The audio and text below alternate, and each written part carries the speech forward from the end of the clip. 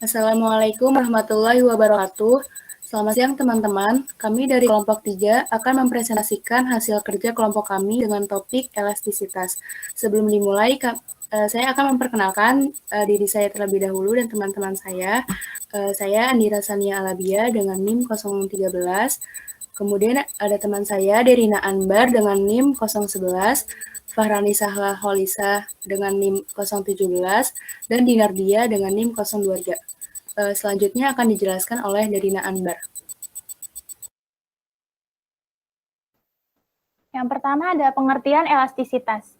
Elastisitas atau pemuluran adalah pengaruh perubahan harga terhadap jumlah barang yang diminta atau yang ditawarkan.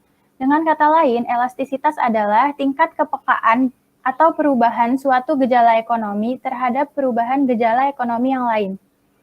Tingkat elastisitas di sini adalah tingkat terpengaruhnya jumlah barang yang diminta maupun yang ditawarkan karena adanya perubahan harga. Next.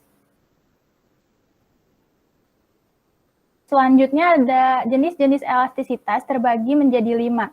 Yang pertama ada elastis. Elastisitasnya lebih dari 1, yaitu sebuah permintaan dikatakan elastis bila perubahan harga suatu barang menyebabkan perubahan permintaan yang besar atau elastisitasnya melebihi persentase terhadap perubahan harga barang.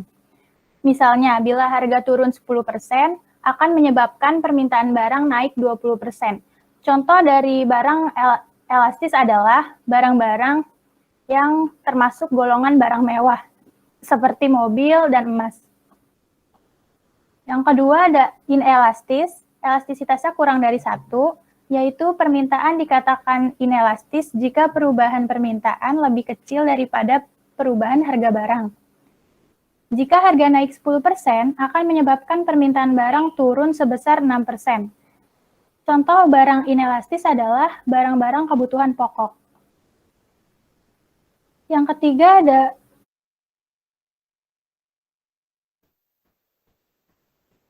ketiga ada elastisitas uniter, elastisitasnya sama dengan 1.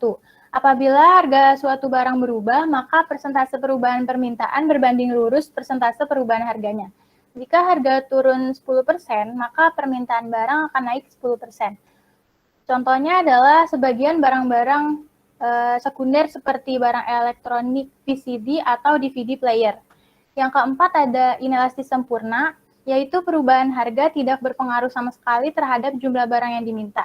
Jika harga mengalami suatu perubahan naik atau turun, maka permintaan sama dengan 0, atau jumlah pada permintaannya sama. Contoh barang inelastis sempurna adalah permintaan garam. Yang kelima ada elastisitas sempurna, elastisitasnya sama dengan tak terhingga. Elastisitas dikatakan sempurna apabila permintaannya tak terhingga. Jika terjadi perubahan suatu harga barang, maka tidak ada permintaan kepada produsen barang. Permintaan hanya ada pada barang tertentu saja. Contohnya adalah permintaan elastis sempurna terdapat pada barang yang diproduksi oleh negara, seperti bensin, listrik, atau barang-barang yang diterapkan oleh pemerintah, seperti tarif angkutan dan jasa telekomunikasi telepon. Next.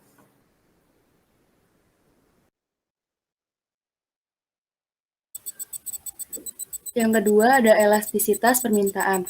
Elastisitas permintaan atau disebut price elasticity of demand adalah sebuah perhitungan terhadap pengaruh jumlah permintaan akibat pengaruh terhadap permintaan karena perubahan suatu harga barang atau perbandingan perubahan jumlah ketersediaan suatu barang yang diminta oleh konsumen sebagai akibat dari persentase perubahan barang yang ada di pasaran. Dengan kata lain, elastisitas harga permintaan mengukur seberapa banyak kuantitas permintaan atas suatu barang berubah mengikuti perubahan harga barang tersebut, serta untuk mengetahui kedalaman respon terhadap perubahan jumlah barang yang diminta karena ada kenaikan maupun penurunan harga.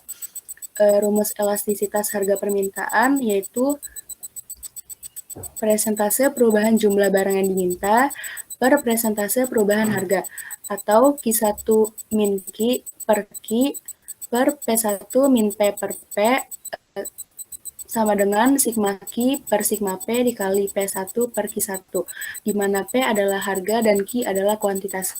Next.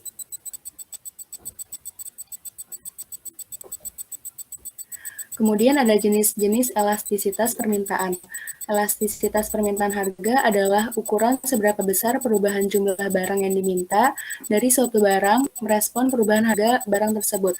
Yang kedua ada elastisitas permintaan pendapatan adalah koefisien yang menunjukkan batas besarnya perubahan permintaan terhadap suatu barang sebagai akibat dari perubahan pendapatan pembeli. Yang terakhir ada elastisitas permintaan silang, merupakan jenis elastisitas yang menunjukkan hubungan antara jumlah barang yang diminta terhadap perubahan harga barang lain yang terkait dengan barang tersebut. Tingkat elastisitas permintaan dibagi menjadi 5, yaitu inelastis sempurna, di mana nilai elastisitas sama dengan 0. Yang kedua, inelastis, di mana nilai elastisitas kurang dari 1. Yang ketiga, uniter elastis, di mana nilai elastisitas sama dengan 1. Yang keempat, ada elastis, di mana nilai elastisitas lebih dari 1. Yang terakhir, ada elastisitas sempurna, di mana nilai elastisitas tidak terhingga. Next. Selanjutnya ada elastisitas harga dan total revenue, yaitu total revenue atau total penerimaan adalah jumlah keseluruhan penerimaan yang dihitung dari hasil perkalian antara harga dan jumlah barang, atau secara matematika dilambangkan TR sama dengan P kali Q.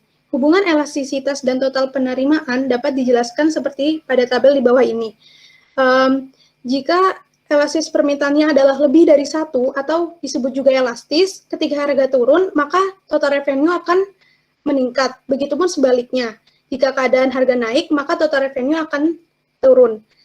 Kemudian, jika permintaannya kurang dari 1 atau inelastis, apabila harga turun, maka total revenue juga akan turun. Dan apabila harga naik, maka total revenue juga akan naik. Dan yang terakhir adalah apabila permintaannya sama dengan 1 atau elastic uniter, ketika total revenue sudah mencapai maksimum dengan harga yang konstan. Next. Yang selanjutnya itu ada faktor-faktor yang mempengaruhi elastisitas permintaan. Yang pertama itu tingginya tingkat barang substitusi. Semakin banyak barang tersebut memiliki substitusi, maka akan bersifat elastis. Sementara barang yang memiliki sedikit substitusi, maka bersifat inelastis. Yang kedua itu banyaknya pengguna barang tersebut. Barang-barang yang sudah memiliki konsumen yang banyak akan cenderung bersifat inelastis. Hal ini disebabkan konsumen menganggap barang ini dibutuhkan dan tidak peduli jika terjadi perubahan harga. Yang selanjutnya itu besaran penggunaan pendapatan. Apabila besaran pendapatan atau persentase pendapatan yang digunakan untuk membeli cenderung sedikit, maka pengaruhnya terhadap elastisitas juga akan sedikit. Yang selanjutnya itu ada jangka waktu. Pada jangka pendek, apabila terjadi perubahan harga, maka konsumen bisa jadi belum mengetahui ataupun mengabaikan perubahan harga tersebut, sehingga sifatnya bersifat inelastis. Begitu pula sebaliknya. Next.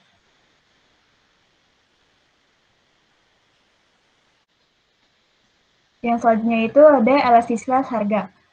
Harga penawaran. Elastisitas penawaran digunakan sebagai pengukur seberapa besar respon dari penjual dalam melakukan penawaran barang terhadap perubahan harga. Untuk mencari koefisien elastisitas penawaran, rumusnya sebagai berikut. Persentase perubahan jumlah barang yang ditawarkan dibagi dengan persentase perubahan harga, atau bisa dengan rumus QB dikurang QA per QA, atau perubahan harga B ke A dibagi dengan PA. Next.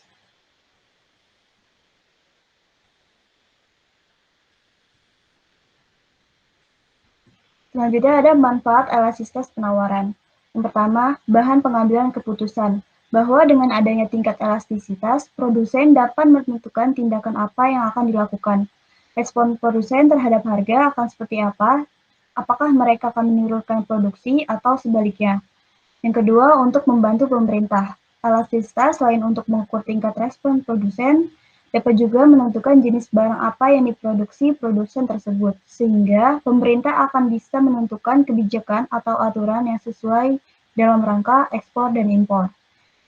Selanjutnya, di tingkat elastisitas dan jenisnya, sama seperti elastisitas permintaan, ada 5 tingkatan. Yang pertama, elastisitas sempurna, kedua elastis, ketiga uniter sempurna, keempat inelastis, dan kelima inelastis sempurna. Selanjutnya ada faktor-faktor yang mempengaruhi perubahan elastisitas penawaran. Yang pertama ada ketahanan produk. Semakin lama produk itu dapat bertahan, maka cenderung bersifat elastis. Sementara sebaliknya, kalau barang itu tidak tahan lama seperti ayam, itu bersifat inelastis. Yang kedua itu ada mobilitas faktor yang produksi digunakan. Jika terjadi perubahan harga, produsen belum tentu bisa memproduksi sesuai dengan permintaan yang ada, sehingga dia harus mempertimbangkan faktor produksi yang akan digunakan. Yang ketiga itu adanya keluar masuk pasar. Keempat ada persediaan barang dagang. Semakin banyak persediaan yang ada di produsen, maka dia akan merespon elastis terhadap harga. Yang kelima itu ada periode waktu. Dibagi menjadi 3, yang itu sangat pendek, cenderung bersifat inelastis. Kemudian pendek bersifat uniter, dan panjang bersifat elastis. Next.